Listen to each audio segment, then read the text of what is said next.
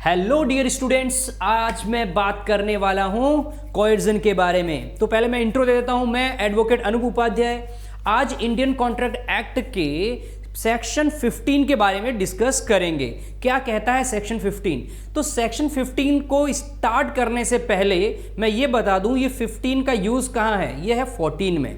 धारा 14 ये कहता है फ्री कंसेंट होना चाहिए। क्या कह रहा हूं? Free consent. अगर आपको फ्री कंसेंट चाहिए, कोई भी आप एग्रीमेंट कर रहे हैं तो उसको कॉन्ट्रैक्ट बनने के लिए फ्री कंसेंट का होना जरूरी है।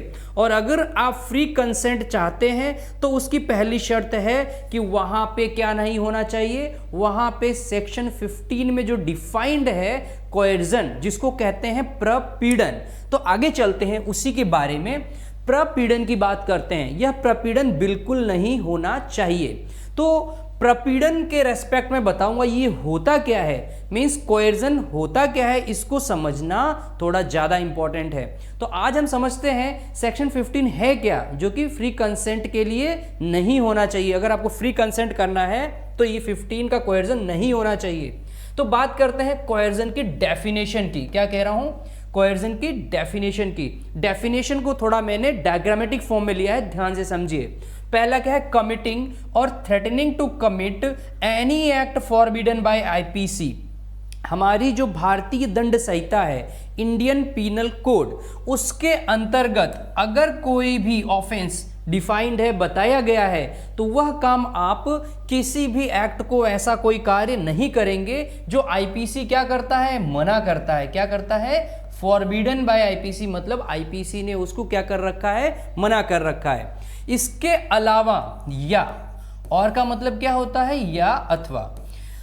अनलॉफुल डिटेनिंग, पहला क्या बता दिया मैंने? कमिटिंग और थ्रेटनिंग टू कमिट। या तो क्या कह रहा है? कर दूंगा, ये अपराध कर दूंगा तेरे साथ, या डराता है, धमकाता है कि तुम्हारे साथ मैं ये काम करूंगा जो गलत है आईपीसी में। फॉर एग्जांपल आईपीसी का एक क्रिमिनल इंटिमिडेशन है, न्यायिक क्रिमिनल मतलब आपराधिक अभित्रास। तो क्रिमिनल इंटिमिडेशन में इसका एक एग्जांपल ले सकते हैं। अगर आप कहीं पे भी क्रिमिनल इंटिमिडेशन करते हैं किसी के साथ, तो वह भी क्या है? एक आपका फॉरबिडन बाय आईपीसी है, और ये क्या कहलाएगा? कोएर्जन। ठीक है। फॉर एग्जांपल कोएर्जन को जनरली समझते हैं। अगर मैं कहता हूं कि अगर आपने मेरे साथ ये एग्रीमेंट नहीं किया तो मैं आपको जान से मार दूंगा, या मेरा एक बंदा है उसको भेजूंगा वो आपको गोली मार देगा, तो ये मैं क्या कर रहा हूं? आपको क्या कर रहा हूं? ये मैं आपके साथ कमिटिंग या थ्रेटनिंग टू कमिट कर रहा हूं any act forbidden by IPC. तो किसी को भी डराना, धमकाना, ये सब किस में आएगा? आईपीसी के अंदर फॉरबिडन है, और ये आएगा कोएर्जन की डेफिनेशन के अंदर। तो बात करते हैं इसके अलावा सेकेंड पोर्शन है। इसके दो पोर्शन में बांटे गए हैं। सेकेंड पोर्शन क्या कहता है? Unlawful detaining. क्या कह रहा हूं? Unlawful detaining. अब अनलॉफुल डिटेनिंग का मतलब होता है विधि विरुद्ध निरोध करना, या आप क्या कह रहे हो? थ्रेटनिंग टू डिटेन, निरोध करने की धमकी दे रहे हो। ठीक है। अनलॉफुल तरीके से डिटेन कर रहे हो, या कह रहे हो कि मैं उसको डरा रहे हो कि अनलॉफुल तरीके से मैं डिटेन कर लूंगा। अब डिटेंशन किसका हो रहा है यहाँ पे? किसी भी प्रॉपर्टी का या किसी भी संपत्ति का। ऑफ एनी पर्सन, किसी व्यक्ति का, मतलब आप किसी व्यक्ति की कोई भी प्रॉपर्टी है उसको कह रहे हो कि मैं कब्जा कर लूंगा, डिटेन करके रख लूंगा, वरना एग्रीमेंट पे साइन कर। तो कहने का मतलब यहाँ पे तो क्या हुआ? कोई भी ऐसा कार्य जो पर्सन के रेस्पेक्ट में कर रहे हैं, और यहाँ पे कोई भी प्रॉपर्टी के रेस्पेक्ट में, उस पर्सन की प्रॉपर्टी के रेस्पेक्ट में आप उसको डरा धमका रहे हैं। तो ये दोनों क्या हो जाएंगे? कोएर्जन में आएंगे। और आपका इंटेंशन क्या है ये कहने का? With the intention of causing any person to enter into an agreement. मतलब आप किसी भी व्यक्ति को इस आशय से कह रहे हो कि कोई करार हो जाए, मतलब उसके साथ कोई एग्रीमेंट करना चाहते हो। आपका इंटेंशन क्या है? कि वो आपके साथ एग्रीमेंट कर ले। तो ये पूरा का पूरा क्या कहलाएगा? कोएर्जन कहलाएगा, जिसको हम कहते हैं प्रपीड़न। Getting my point? तो प्रपीड़न को ध्यान से समझ लीजिएगा। दो ही पॉइंट है, एक तो आप कमिट कर रहे हैं थ्रेटनिंग टू कमिट, या फिर अनलॉफुल डिटेंशन, या थ्रेट कर रहे हैं अनलॉफुल डिटेन करने के लिए। अब हम इसके आगे बढ़ते हैं, इसको थोड़ा सा मूव कर देते हैं आपका। Okay fine. अब हम बात करते हैं नेक्स्ट इसी से संबंधित टॉपिक की, कि कोएर्जन जो आपके अब जुडिशियल सर्विसेज एग्जाम्स में या कोई भी एग्जाम में पूछे जाते हैं, वो क्वेश्चंस को हम कोएर्जन के टॉपिक के आधार पर लेते हैं। ठीक है, ध्यान से समझिएगा। Coercion under English law is also known as, ये क्वेश्चन आया था आपके पीजीएस 2012 में कि भाई जो ये कोएर्जन है आपका वो अंग्रेजों के कानून में किस नाम से जाना जाता है? तो अंग्रेजों के कानून मतलब जो ब्रिटिश लॉ था, ब्रिटिश, समझ गए, ब्रिटिश लॉ में इसको किस नाम से जाना जाता है? इसको नाम से जाना जाता है ड्यूरेस। क्या कह रहा हूं मैं? ड्यूरेस। अब ध्यान से समझिए, मैं यहां लिख रहा हूं कोएर्सन और कोएर्सन, यहां लिख रहा हूं ड्यूरेस। अब क्या ये एक हैं क्या? They are same? 99% सेम कह सकते हैं, 1% सेम नहीं कह सकते। डिफरेंस क्या है समझिए बात को। जो आपका कोएर्जन होता है, कहने का मतलब यह होता है प्रपीड़न। प्रपीड़न किसके अगेंस्ट में होता है? या तो अभी जस्ट हमने पढ़ा किसी पर्सन के रेस्पेक्ट में हो सकता है या किसी के प्रॉपर्टी के रेस्पेक्ट में हो सकता है। ओके, मतलब दोनों के रेस्पेक्ट में हो सकता है। कैसे? अभी अपन ने देखा था ऐसे, ये तो हो गया आपका पर्सन वाला, ये हो गया आपका प्रॉपर्टी वाला।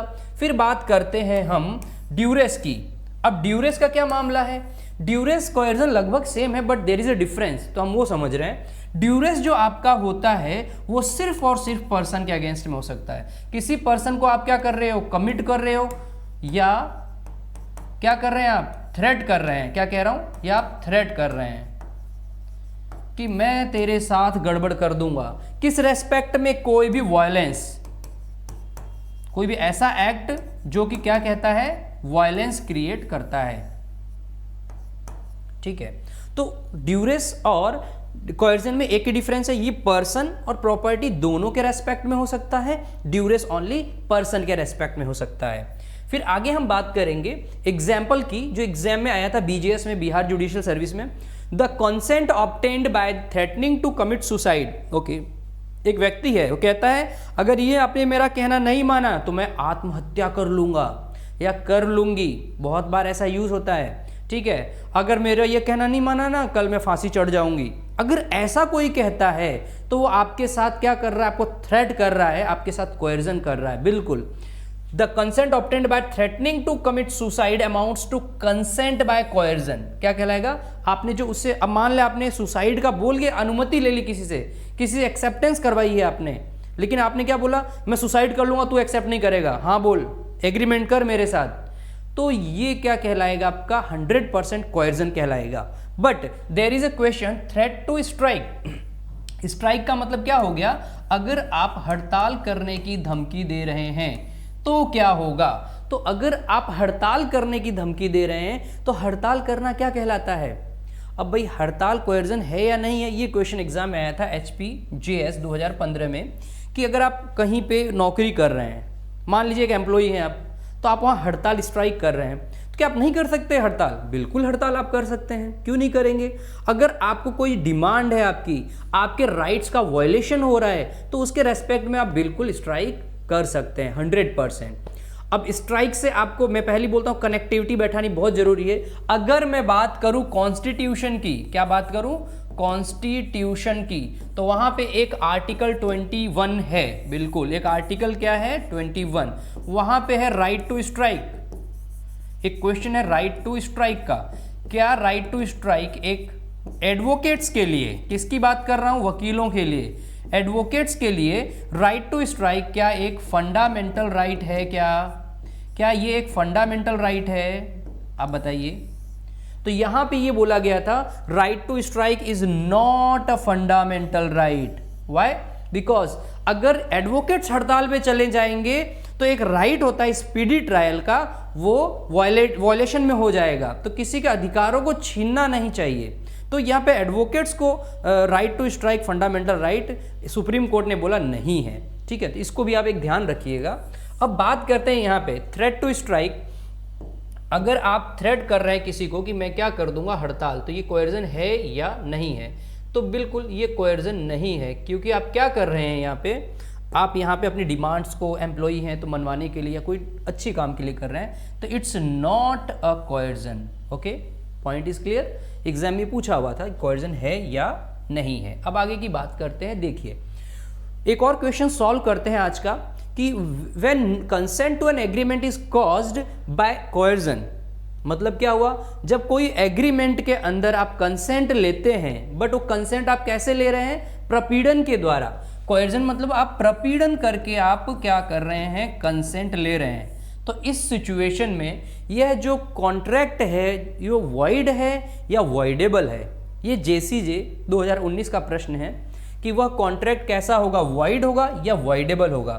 तो मैं आपको अभी बता देता हूँ, जो वॉइड कॉन्ट्रैक्ट होता है वो फ्रॉम बिगिनिंग होता है। क्या कह रहा हूँ, बिगिनिंग से ही वो वॉइड होता है, मतलब प्रारंभ से ही, वह प्रारंभ से ही क्या होता है, शून्य होता है, वॉइड एब इनिशियो, राइट। वॉइडेबल कॉन्ट्रैक्ट क्या होता है, जैसे मान लीजिए दो पार्टी ने एग्रीमेंट किया है, कॉन्ट्रैक्ट किया है जो भी, तो क्या होता है कि वो दो पार्टीज एग्री होते हैं, बट जो इसको डायग्राम से समझिए, एक पार्टी ये है, दूसरी पार्टी ये है, ठीक है। इन दोनों के बीच में कोई भी एग्रीमेंट हुआ, बट इन्होंने क्या किया, एग्रीमेंट में कोएर्जन का यूज किया गया है। कोएर्जन मतलब डरा धमका के ये किया गया है। अब इस व्यक्ति ने डराया है इसको, तो इसके ऊपर ये डिपेंड करता है कि लेटर ऑन स्टेज पे अगर ये आवाज नहीं उठाएगा तो एग्रीमेंट चलता जाएगा, कॉन्ट्रैक्ट हो जाएगा, वैलिड हो जाएगा। बट लेटर ऑन स्टेज पे अगर ये कह देता नहीं, ये मेरे साथ जो हुआ है जोर जबरदस्ती दबाव में हुआ है, मुझे डरा धमका के किया गया है, तो उस सिचुएशन में ये कॉन्ट्रैक्ट क्या हो जाएगा, वॉइडेबल हो जाएगा लेटर ऑन स्टेज पे बाद में जाके। तो ये एक पार्टी के हिसाब से तो वैलिड है, इसके हिसाब से तो ये कॉन्ट्रैक्ट वैलिड है क्योंकि ये तो इसको कोई दिक्कत ही नहीं है। बट ये इसके साथ गलत कर रहा है तो इसके लिए क्या हो जाएगा, वॉइडेबल हो जाएगा लेटर ऑन स्टेज पे। तो मैं क्या कह सकता हूं कि ये जो एग्रीमेंट है जो कोएर्जन से हुआ है वह कौन सा है, वॉइडेबल कॉन्ट्रैक्ट है। तो इन दोनों में से क्या आंसर आपका रहेगा, वॉइडेबल कॉन्ट्रैक्ट। अब बात करते हैं आगे का क्वेश्चन। एक इंपॉर्टेंट क्वेश्चन है, क्या है, an agreement not enforceable by law. अब यहाँ पे समझते हैं, एनफोर्सिएबल का मतलब होता है प्रवर्तनीय। क्या कह रहा हूं, प्रवर्तनीय। एक एग्रीमेंट है जो एनफोर्सिएबल नहीं है लॉ के द्वारा, वो क्या होता है, वॉइड। बिल्कुल, वह करार जो विधितः प्रवर्तनीय न हो शून्य कहलाता है। निम्न में से दिए गए करारों में कौन सा शून्य नहीं है, which one of the following agreement is not void, point to be noted. क्या कह रहा है क्वेश्चन कि वॉइड नहीं है, आपको इसका आंसर देना है। तो हम ये देखते हैं, चार ऑप्शन है, इसमें से कुछ तो वॉइड होंगे और जो वॉइड नहीं होगा वो आपका आंसर हो जाएगा। देखते हैं, चलिए। पहला ऑप्शन क्या है, agreement in restraint of legal proceedings, ठीक है, agreement in restraint of trade, agreement under coercion and agreement in restraint of marriage. तो आपको मैं बताता चलता हूं, जो आपका मैरिज है ये कहां पे दिया गया है, आप लोग ध्यान से समझिएगा, ये कहां पे एकदम एग्जैक्ट कहां पे डिफाइंड है, 26 में है, 27 में है, 28 में है। अभी मैं आपको वहां तक नहीं पहुंचाया हूं, इसलिए इसको मैं ज्यादा डीप में नहीं ले जाऊंगा। बट ये 1, 2 और 3 ये कंटिन्यूअस सेक्शंस में है जो आपको बेयर एक्ट में नोट करना है। तो अभी बात मैं ये करना चाह रहा हूं आपसे कि एग्रीमेंट अगर आप कोई भी करते हैं किसी की शादी को रुकवाने के लिए, तो वो क्या होता है, वो बिल्कुल क्या होता है, बताइए आप, वो वॉइडेबल होता है या वॉइड होता है। आप लोग को सोचना पड़ेगा, इसके लिए आपको कहाँ जाना पड़ेगा, 26, 27, 28 के जो प्रोविजंस हैं वहाँ पे जाके चेक करना है। बट हम आज इस क्वेश्चन को सॉल्व करते हैं कि इसमें से वॉइड कौन सा नहीं है। तो आपको मैंने अभी जस्ट पहले बताया, सी ऑप्शन इसका राइट होगा। क्यों होगा उसका आंसर सुनिए। एग्रीमेंट अंडर कोएर्जन, प्रपीड़न द्वारा करार करते हैं। अगर आप कोएर्जन के द्वारा कोई एग्रीमेंट करते हैं तो वो वॉइडेबल कॉन्ट्रैक्ट होता है, जैसा कि मैंने पहले डिस्कस किया था। कोई भी कोएर्जन के द्वारा करते हैं तो आपका वॉइडेबल कॉन्ट्रैक्ट होता है। तो यहाँ पे क्या पूछ रहा है, वॉइड नहीं है, राइट। एग्रीमेंट कौन सा वॉइड नहीं है। तो एक बार आप अपने अच्छे से आंसर्स को चेक कर लीजिए, इसका आंसर क्या रहेगा, सी। क्योंकि सी क्या है, कोएर्जन आप कर रहा हूं, ये वॉइडेबल है। ये आंसर आपका क्या है, वॉइडेबल है। ध्यान से समझिए, कंफ्यूजन नहीं रखना है बिल्कुल भी, ये वॉइडेबल है आपका, इसलिए ये क्या है, ये वॉइड नहीं है। बट ये तीनों क्या है, ये बिल्कुल वॉइड है, ये भी वॉइड है, ये भी आपका वॉइड है, एंड इसको भी आप वॉइड की कैटेगरी में बिल्कुल रखेंगे। तो ये तो वॉइड है, तो अपना आंसर नॉट वॉइड का पूछ रहा है, तो ये आपका एग्जैक्ट आंसर होगा। अगर मैं बात करता हूं अब कोएर्जन की एक इजी लैंग्वेज में, कि भाई कोएर्जन को समझने के लिए, कोएर्जन को समझने के लिए एक नॉर्मल एग्जांपल दीजिए। जैसे मैं बोलता हूं, ए एक व्यक्ति है, ये बी के साथ क्या कहता है, ध्यान से सुनिए, एग्जाम्पल्स को बहुत ध्यान से अपने माइंड में रखना है।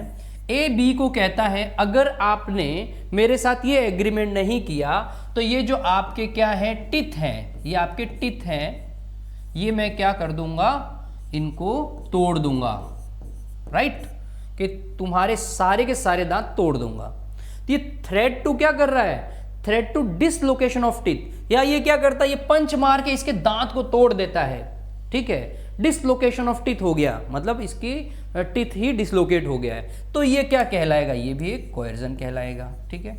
तो ये एग्जाम्पल्स हैं जो आपको समझना है, ऐसे काफ़ी एग्जाम्पल्स हैं, बट अपने एग्जाम पॉइंट ऑफ व्यू से मैंने सारे एग्जाम्पल्स कवर कर लिए हैं। मिलते हैं अपने नेक्स्ट लेक्चर में, जो कि क्या होगा, जो कि होगा सेक्शन 16 से लेके 20 तक। Thank you, have a nice day. मिलते हैं नेक्स्ट लेक्चर में।